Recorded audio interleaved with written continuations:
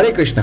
पहला अध्याय समाप्त हो गया है और अब समय है इसके सार के बारे में बात करने की। इस अध्याय से हमने क्या सीखा, इसके बारे में विचार करने की। प्रथम अध्याय में हमने देखा कि महर्षि वेदव्यास संजय को दिव्य दृष्टि देते हैं, जिससे संजय हस्तिनापुर में बैठे बैठे कुरुक्षेत्र के रण में हो रही सभी घटनाओं को देख पाते हैं, लोगों के मन में चल रही बातों को भी सुन पाते हैं और यह सब महाराज धृतराष्ट्र को बताते हैं।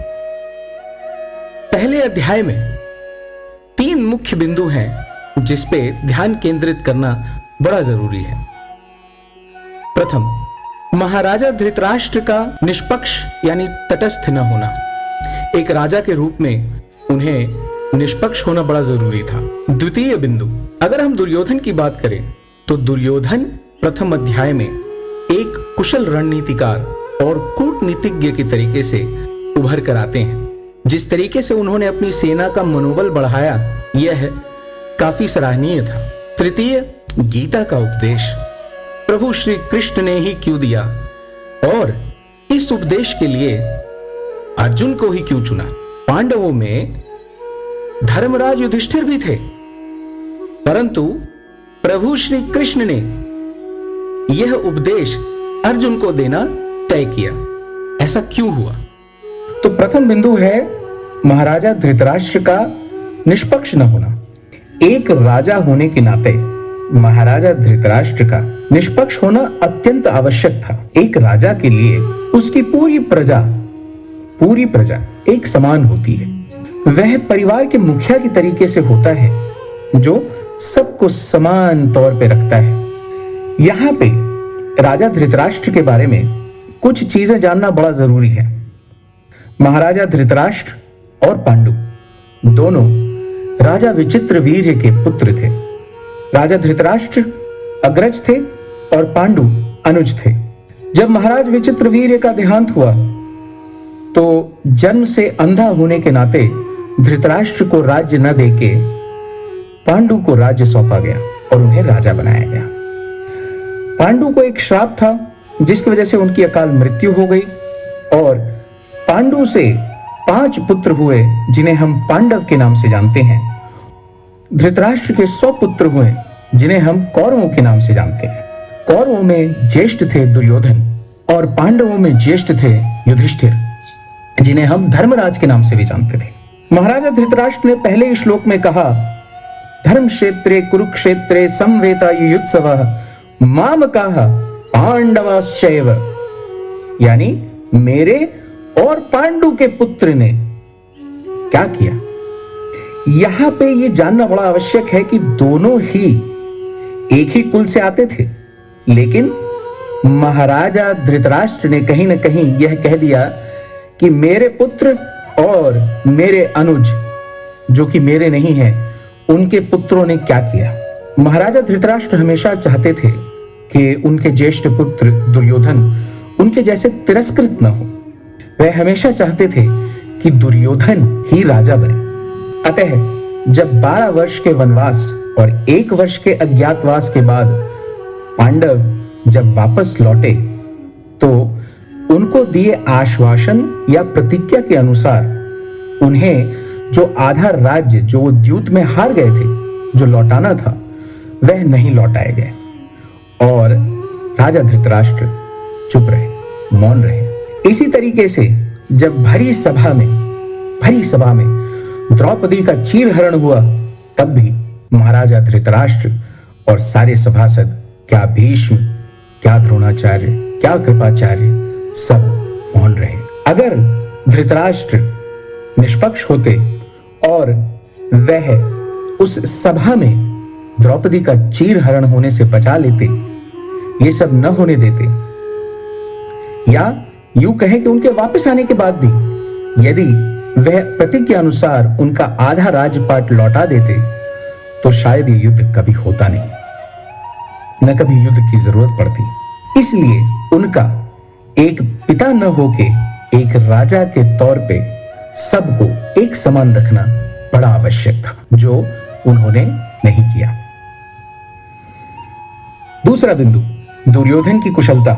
चूंकि पांडव और कौरव दोनों एक ही कुल से आते थे, अतः उन्होंने एक ही गुरु से शिक्षा ग्रहण की थी। दोनों ही द्रोणाचार्य के गुरुकुल में जाके शिक्षा ग्रहण की थी।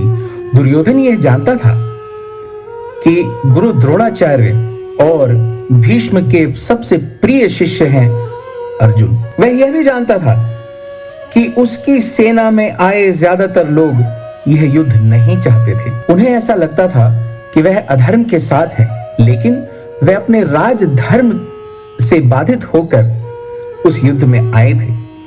अतः दुर्योधन के लिए अति आवश्यक था कि गुरु द्रोणाचार्य और पितामह भीष्म, जो उस सेना के सेनापति थे, वह उनका मनोबल बढ़ाए। दुर्योधन क्या करता है? वह द्रोणाचार्य के पास जाता है और सबसे पहले पांडवों की सेना में जो महारथी हैं उनके बारे में बताता है, और फिर वह कहता है कि उसकी सेना में कितने महारथी हैं, और साथ साथ में यह भी कहता है कि उसके लिए कितने सारे राजा अपने प्राणों का त्याग करने के लिए उसके साथ आ खड़े हुए हैं। और आखिर में वो यह कहता है कि हम सब मिलके पितामह भीष्म की चारों तरफ से रक्षा करें। इस कटाक्ष के बाद पितामह भीष्म शंखनाद करते हैं और युद्ध आरंभ हो जाता है। जिस प्रकार दुर्योधन ने उस समय गुरु द्रोणाचार्य और पितामह भीष्म के मनोबल को बढ़ाया, वह अत्यंत सराहनीय था, और वह दर्शाता है कि दुर्योधन एक कुशल कूटनीतिज्ञ था।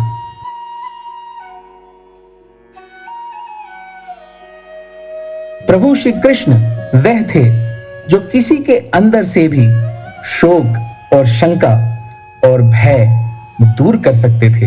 अतः यह उपदेश देने के लिए उनसे उपयुक्त और कोई नहीं था। अब प्रश्न यह आता है कि अर्जुन ही क्यों? पांडवों में युधिष्ठिर भी थे, जिन्हें धर्मराज कहा जाता था। वह आदमी जो धर्म के मार्ग पर चला हो, जो धर्म को बहुत अच्छे से समझता हो। तो अर्जुन ही क्यों? यहां जानना बड़ा जरूरी है कि प्रभु श्री कृष्ण और अर्जुन नर और नारायण के अवतार थे, और उन्हें साथ रहने का आशीर्वाद प्राप्त था। इस नाते भी वे उनके सारथी बनने के लिए उपयुक्त थे। प्रभु श्री कृष्ण और अर्जुन दोनों सखा भी थे, अतः उन्होंने उनका सारथी बनना स्वीकार किया। पांडवों की सेना में अर्जुन उनके मुख्य धनुर्धर थे, और वह अकेले ऐसे योद्धा थे जो पूरी कौरव सेना से अकेले लोहा ले सकते थे। अतः उनका शोक दूर होना अत्यंत आवश्यक था, तथा उनके मनोबल को बढ़ाए रखना अत्यंत आवश्यक था। इसलिए भी उनको गीता के बारे में जानना या गीता का उपदेश ग्रहण करना अत्यंत आवश्यक था। इसके अलावा अर्जुन स्वयं प्रभु श्री कृष्ण के चरणों में नतमस्तक हो जाते हैं और कहते हैं कि जो मेरे लिए उपयुक्त हो वह उपदेश मुझे दीजिए। इसके अलावा अगर हम अर्जुन की बात करें तो कहीं ना कहीं अर्जुन उस पूरी सेना में एक ऐसा व्यक्तित्व निकल के आता है जो कहता है कि उसे किसी चीज का मोह नहीं है, उसे भूमि भी नहीं चाहिए, उसे अपने संबंधियों को मार के जो उसे धन धान्य मिलता वह भी उसे नहीं चाहिए था। तो कहीं ना कहीं उनके लिए कोई उद्देश्य दिख नहीं रहा था। इसके लिए भी कृष्ण को उन्हें अपने कर्तव्य मार्ग पे ले जाना अत्यंत आवश्यक था। इन चार मुख्य कारणों की वजह से अगर हम देखें तो अर्जुन का यह उपदेश ग्रहण करना अत्यंत आवश्यक था, और इसीलिए प्रभु श्री कृष्ण ने अर्जुन को चुना। तो यह थे हमारे दृष्टिकोण इन तीनों बिंदुओं पे। अगर आपको हमारी यह वीडियो पसंद आई हो तो इसे लाइक, शेयर और सब्सक्राइब जरूर करें, और हमारा यह पर्सपेक्टिव, यह दृष्टिकोण कैसा लगा ये कमेंट करके जरूर बताएं। जय श्री कृष्ण।